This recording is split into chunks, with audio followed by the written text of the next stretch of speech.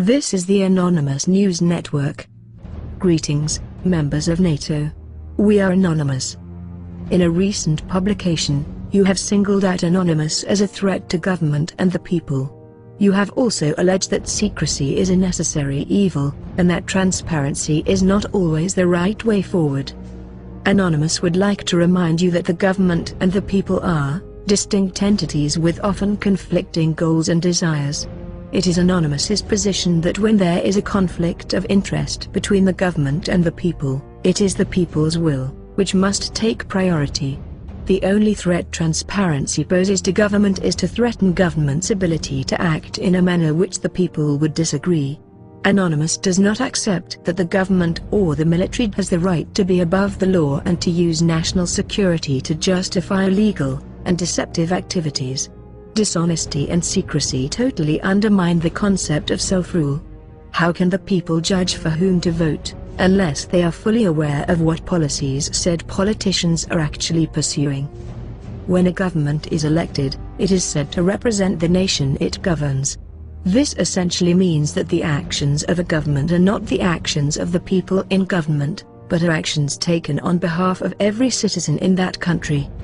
Anonymous and WikiLeaks do share one common attribute: they are no threat to any organization, unless that organization is doing something wrong and attempting to get away with it. We do not wish to threaten a way of life.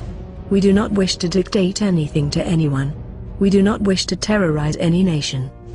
We merely wish to remove power from vested interests and return it to the people, who, in a democracy, it should never have been removed from, in the first place.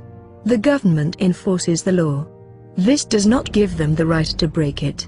If the government was doing nothing illegal, there would be nothing embarrassing about WikiLeaks revelations, nor would there have been any scandal emanating from H.B. Gary.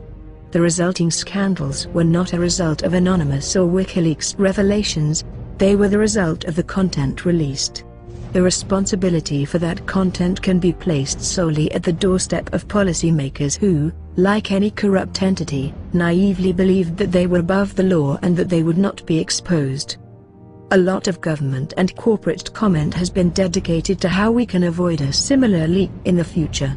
Such advice ranges from better security, to lower levels of clearance, from harsher penalties for whistleblowers, to censorship of the press. Our message is simple: do not lie to the people. Do not make corrupt deals and you won't have to worry about your corruption being laid bare. Do not break the rules in which you enforce upon the people. You know you do not fear us because we are a threat to society. You fear us because we are a threat to the established hierarchy. Anonymous has proven over the last several years that a hierarchy is not necessary in order to achieve great things. Perhaps what you truly fear in us is the realization of your own irrelevance in an age which has outgrown its reliance on you. Your true terror is not in a collective of activists, but in the fact that you and everything you stand for, by the changing tides and the advancement of technology, have become outdated. Finally, do not make the mistake of challenging Anonymous. Do not make the mistake of believing you can stop us.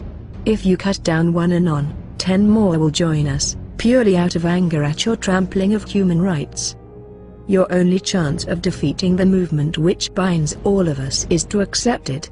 This is no longer your world. It is our world, the people's world. We are Anonymous. We are Legion. We do not forgive. We do not forget. Expect us.